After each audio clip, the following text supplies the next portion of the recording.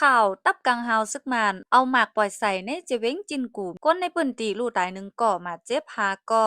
ต้องตักไม่สูงถึงพวบทำขาวเขาดังเซ็งค่ะเมื่อในกอมแมนในวันที่14เดือนธันวาคม2 ตุกแมนวันอาทิตย์พบรบกันดังขาวหลาวันใหม่ทั้งกำหนึ่งค่ะเนาะเมื่อในกอขาวเดียวดังขาวเงาอลีสนใจละลายหุกคอเซเตมา10ต่อได้ใครในปันพี่น้องเขาเลยถ่อมยินกว่าจำกันอยู่ค่ะอ้อสี่หัวข้อข่าวดันดาในวันเมื่อได้มีไว้ว่า หัวข้อข่าวที่ตับกังหาวซึกมานเอาหมากปล่อยใส่ในเจเว้งจินกูก้นในปืนติลู่ตายหนึ่งก่อและมาเจ็บหาก่อหัวข้อข่าวที่ซึกลอยเทียนเอจัดปางป้อยลงปางสอนการซึกไว้กึดตึกกันดังซึกมานหัวข้อข่าวที่ห้องยาดีเว้งจอกกูเมืองยาแข็งย่าหมากมาปล่อยใส่แหล่มีก้นลู่ตาย31ก่อมาเจ็บจำ60ก่อ หัวข้อข่าวที่ปลีกมานติ้งยับเอาก้นไทยสีก่อในนันปาภูมิตั้งพิษลองใหญ่เกี่ยวข้องยามกำอันไทยเขาตามหาตัวไว้2ก่อส่งอับปันเจ้าหน้าที่ไทยในสิวข้อข่าวนังในค่ะอ่อนนั่งส่วนในแดเฮาคันกันมาถ่อมยินตัวข่าวเงาเกี่ยวกับโดยลองว่าของสีซึกมันเอาเฮือมินปล่อยหมากลงใส่ในเจเว้งซินกูเติ้งตาเหลือปื้นตีอันตับซึกลูกพื้น MTY PTF เขาตึกกุมกำไว้นั่นเสเฮ็ดให้คนเมืองในปืนตีลู่ตายทางตีกว่า1ก่อและมาเจ็บหาก่อในคนในปืนตีก่อ1ลาดนี้หนังไหน เมื่อในวันที่11เดือนธันวาคม2025ยามไว้วัน3:30นั้นของสีซึกมานเอาเฮืองมินจัดภายตาเข้าปล่อยหมากลงใส่ตั้งปอกปินเลยจีอันมีหิมหวานและปานล่าเจเว้งจินกู้นั่นในเยาเกี่ยวเลยลองในก้นในปืนตีก็1ลาดนี้ตีสื่อข่าวเขาว่าอองเตียนเฮือมินมาปล่อยหมากเสอนั่นเป็นในปอกปินเลยจีอันที่จับภายห้องวันและปานล่านั่นเสไลหู้ว่าก้นตายนึงก็แหละมีก้นเลยมาเจ็บกว่าหาก็ออว่าไหนนอกลือเซนนั่นเหย่าของสีซึ่งมันเอาหมากปล่อยใส่ในพื้นที่ปอกโจอ่องอันมีหิมและปานล่าเจเว้งจินกูนันแทงเสให้ได้เฮินเยก้นเมืองในพื้นที่ลูกก่อยกว่าในเหย่าเมื่อในวันที่2เดือนธันวาคมยาม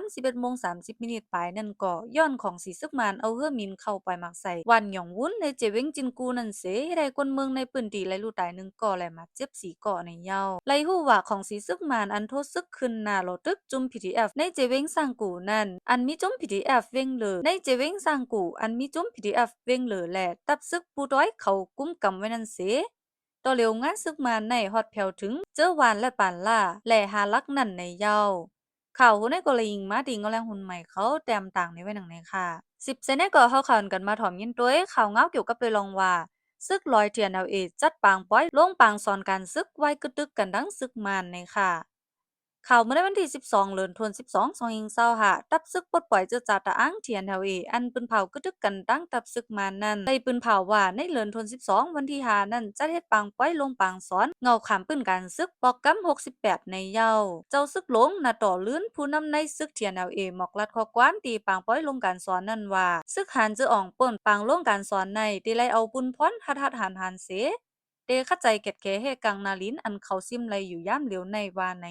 เมื่อนั้นหนังเก่าผู้นำในกูลอง2เทียนเอาเจ้าซึกหลงตาปานล่าตลาดว่าเมื่อป้นมานั่นพี่น้องเจ้าตาอ้างเฮาในไล่ถูกเปิ้นต่างเจ้าเคอขี่เน็กเต็งๆมาเย้าแหล่ก้นก็เหลียวก้วยอ่ำจังเก็ดแคเฮกังนาเฮือนเว้งตรงวงกวนเฮาไหลกอบไหนเฮาขาดังเสิงตักหลูโฮมฮ้อมกันสิเก็ดแคเฮกังก้วยมันจังก้อยเก็ดเคให้กังไหลเจอจานแหล่เพ่เขียนหาเปิงนั่นแหละกอบนั้นมันเป็นปุนพรเฮาขาโลไลเฮ็ดสร้างกว่ามันจังเข้มแลบถึงตีไลว่าไหนปางซอนเงาขามปื้นการซึกปอกกำ68อันเทียนแนวไลปอกซอนปันก้นซึกใหม่เขาในไว้นักปักใจเหนือการพึกพ่อนการซึกแหล่การตึกต้อนาซึกเป็นเปิงลงมันเสข้าวดังปางซอนในหึงข้าวดัง3เหลือนมีผู้คืนปางซอนดังหมด5ปาก43ก็เสไลลงการสอนเยาโดกว่าในเยาไว้นั่นผู้คืนปางซอนอันเยาการสอนเงาขามปื้นการซึก5ปาก43ก้อนนั่นไล่กว่าหับการตีห้องการภายเทียน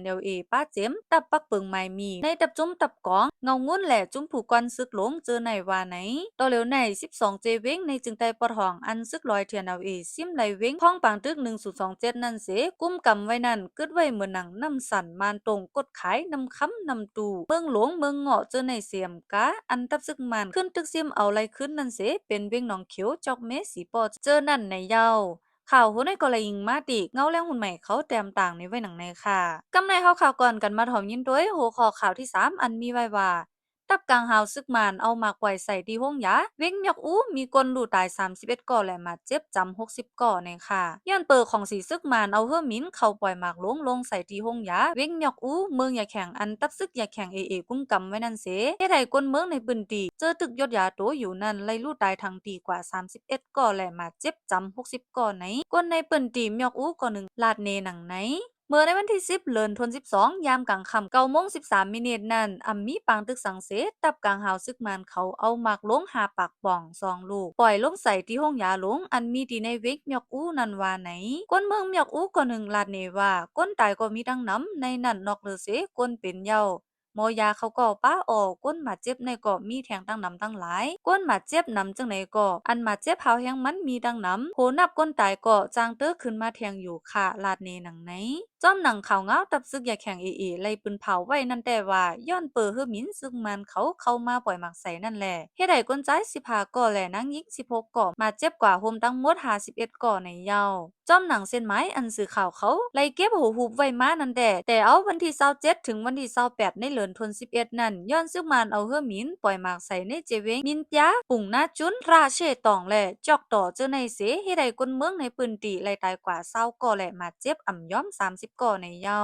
ข่าวในก็เหมือนกันค่ะข่าวเลยอิงมาติงเอาแรงหุ่นใหม่เขาแต้มต่างในไว้หนังในค่ะเอาค่ะกำในข่าวก่อนกันมาถ่อมยินด้วยหัวข้อข่าวลื่นสุดตอนดาในวันมื้อในค่ะเนาะหัวข้อลื่นสุดตอนดาในวันมื้อในได้มีไว้ว่าปริมาณติ้งยับเอาคนไทยสีก่อในนั้นป้าผู้มีดังพิษลองใหญ่เกี่ยวข้องยาเมากำอันไทยตามหาตัวไว้2ก่อส่งอาปันเจ้าหน้าที่ไทยเนี่ยค่ะคอมมาดีนเงาง้นปลีกผายเพียวมวยยาเมากำ CCDAC ป้าได้ของสีซึกมานปืนเผาออกมาไว้นั้นได้ว่าตี้ยอบไหลก้นไทยเกี่ยวข้องยาเมากำ2ก่อแลอันมีดังพิษพามหยอกเลียนเอาเงิน1ก่ออันในเมืองไทยจอมหาตัวปลายดังพิษตีในเมืองไทยเสปลายเขาอยู่เศร้าไว้ในเจเวงตาคีเล็กแหละผู้ลักเข้าเมืองพิษหมายมี1ก่อนั่นเอาตัวเขาส่งปันเจ้าหน้าที่ไทยว่าไหน